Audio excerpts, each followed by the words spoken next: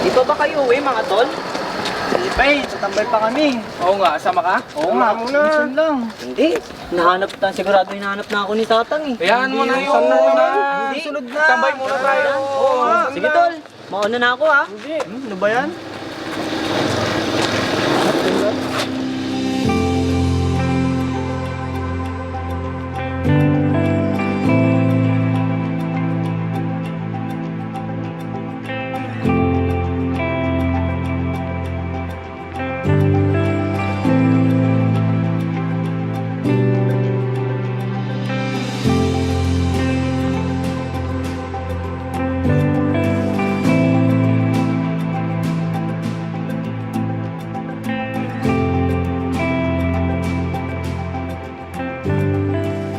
Kumusta mga pare ko eh? Kayo magpakabusog ha? Nang kami hindi mabusog. Ay! Kapagod.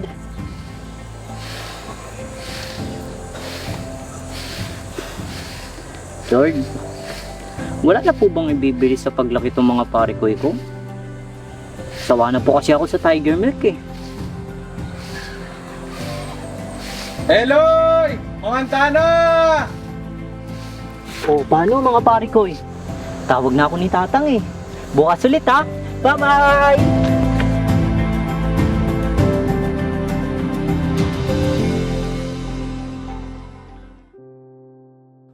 Oh, nandiyan ka na pala, Eloy. Madali ka, tayo magdadasal na. Ito na po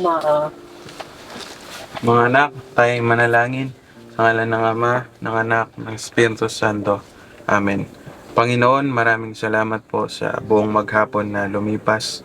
Maraming salamat po dahil ang inyong biyaya ay palaging sapat. Maraming salamat po sa masasarap na pagkain na nakahanda po sa aming hapagkainan. Naway pagpalain niyo po ang mga ito. Naway ito po yung magsilbing aming kalakasan ngayong hapon. At patawarin niyo po kami sa aming mga pagkukulang. Sa ngalan ng Ama, ng Anak, Espiritu Santo. Araw-araw ganito kami palagi. Matapos ang taimtim na pananalangin, susubukan ng bawat isang busugin ng sari-sarili sa kanin na pinaliguan ng Tiger Milk o tinunaw na asin. Tang, ima, o tali kayo mamangan. Sige lang na, mamaya na kami. Teka, meron pa rito.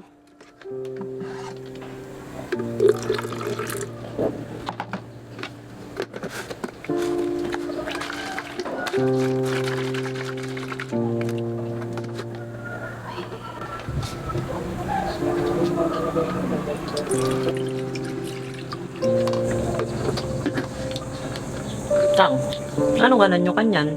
Huwag mo kaming isipin ng nanay mo, nak. Di bale bukas. Mag-uwi ako ng maraming tuyo. Tuyo? Talaga na? Yay! Oo raw mga anak, magligpit na kayo para mamaya makatulog na tayo. Baka magbago pa ang isip ng tatang nyo. Matulog ng mahimbing mga anak ha.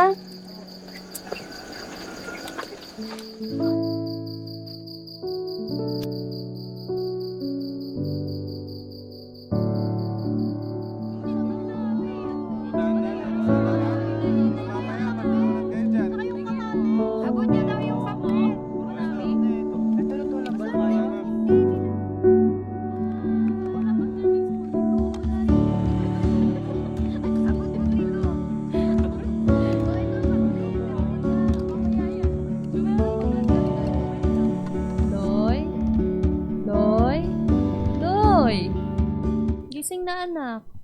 Tanghali na oh. Nak, umutang ka nga muna sa tindahan ng isang balot ng toyo at yung pinakamalit na mantika. Magbihis ka ha. Kaning tindahan, Mak. Marami na tayong utang sa tindahan ni Darang Maring. Huwag may iwangan na lang ako noon. Kung kay Babang Tonyo naman, baka... Pero kahit kanino, nak, babayaran ko naman, kakuha ko ng sweldo sa sakahan.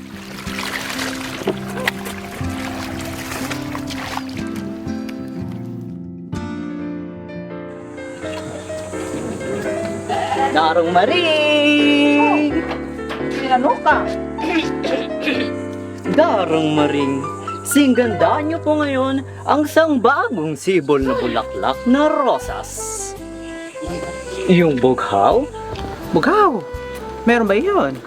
Ay, naku, Eloy. Hindi mo na makuha sa pagganyan-ganyan mo ulit. At ang kutis ninyo'y tulad na sa mapula at makinis na kamatis. Walang bahid ng dungis, malambot at napakakinis. Ganon din ang mga tinda niyong tuyo. Perpekto! Di masangsang kung iprito, gamit ang mantika ninyo. Ay, naku, Eloy. Alam ko maganda ako, ano eh. Ay, hindi mo na makukuha sa pagganyan-ganyan pambobola mo. Dar, Ay, talaga? tok nang tigil-tigilan mo ako. Sabihin mo muna kay Latatang mo, ano eh.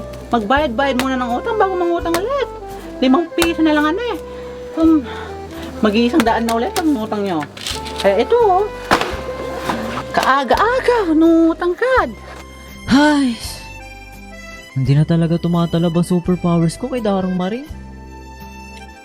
Lord, palambutin niyo naman po sana ang puso ni Bapang Tonyo.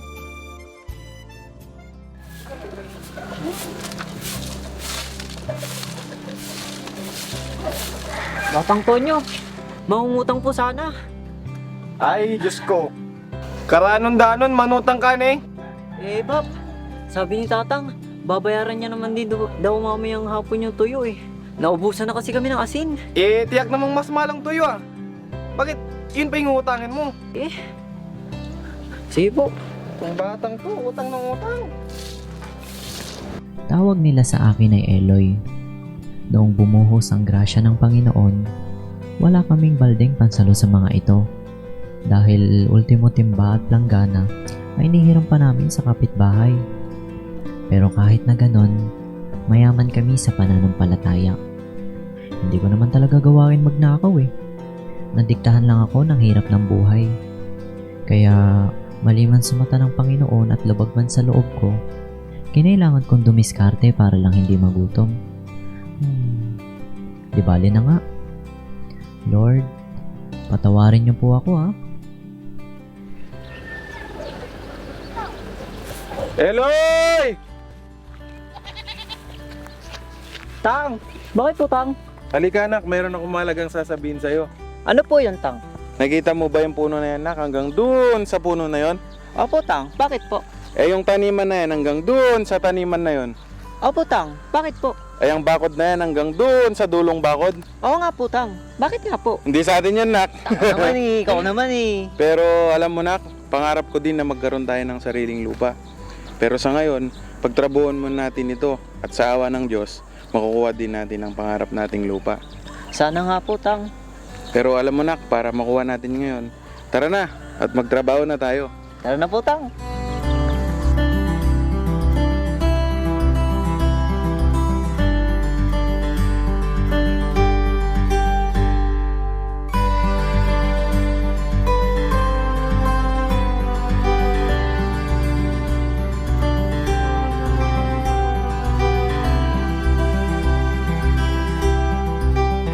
Tara na, Ubaw. Sabi kasi ng Tatang, may dadaanan pa raw siya eh. Bauna na daw tayo. Bilis! Ubaw! Mahuli na ako sa Angelus! Oh! Oh! Ubaw! Ubaw! Aray! Iba ako! Ah! Aray! Aray! Aray! Sing bilis ng kabog ng aking dibdib ang mga sumunod na pangyayari.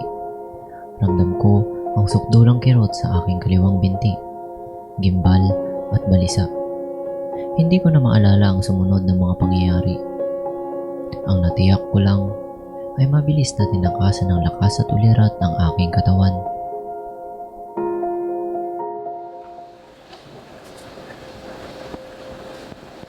Ma, ano nangyari?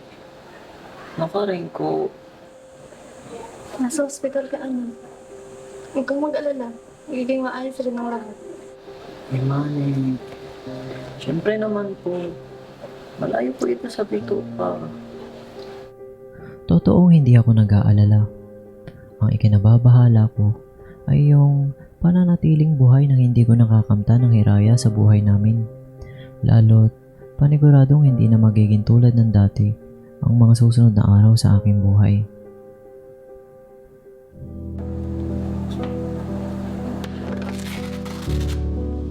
Okay naman po, Doc Alice. Lahat po ay stable sa kanya. Mabuti. Dok, pwede na po pamuwi ang anak ko.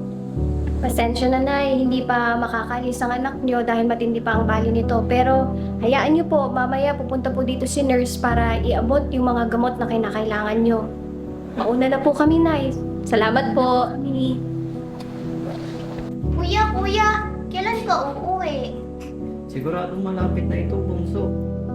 Yapo pa ba? Sintatag ata ako nung batong di matitibag.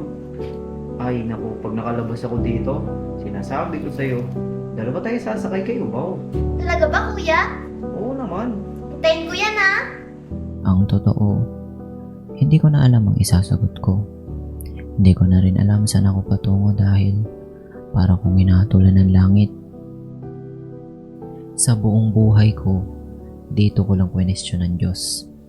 Bakit kung sino pang nagtatapat ng walang sumbat ay sila pang nakakasumpong ng pahirap?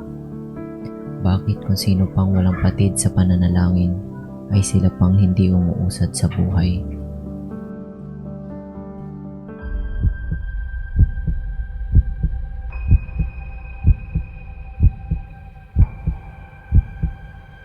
Simple lang naman ang dalangin ko eh. Ang makamtan ng pangarap namin ni Tatang na may ahon sa hirap ang aming pamilya at magkaroon ng sarili naming lupa. Ngunit paano ko tutup din ito? Kung ngayon ay isa na akong inutil, sino na lang ang kakapitan ko?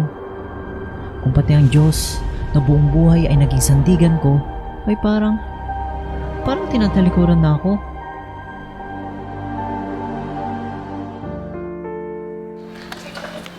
Ton! Tabi ka! Ay, si Ton! Hindi Todd ang pangalan ko. Oo, alam ko, pero di ba? Pilantod ka na! Pilantod! Kaya Todd na ang tawag namin sa'yo ngayon. Ikinumpas ng panahon ng mga kamay nito. Lumipas ang mga araw na bitbit ko ang bansag nila sa aking pilantod. Pero anumang kutsang ibato nila sa akin ay walang makapipilay sa pag-abot ko sa hiraya ko. Hindi habang buhay na nariyan sina Ima at Tatang. Pero anumang mangyari ay itutuloy ko ang sinimulan nilang pagsasaka. Bilin kasi ni Tatang na pag kinuha na raw siya ni Lord, panonoorin niya raw ako sa itaas anihin ang laksa-laksang bunga ng mais, palay, talong at iba pa. Sa langit lang daw kasi maaaring matanaw ang napakalawak kong lupain. Di ko rin lilimutin ang tapik sa baywikang, huwag mong bibitawan ang pag-iininyero mo ha. Mapagbiro ang tadhana. Minsan mapagbigay, ngunit minsan maramot.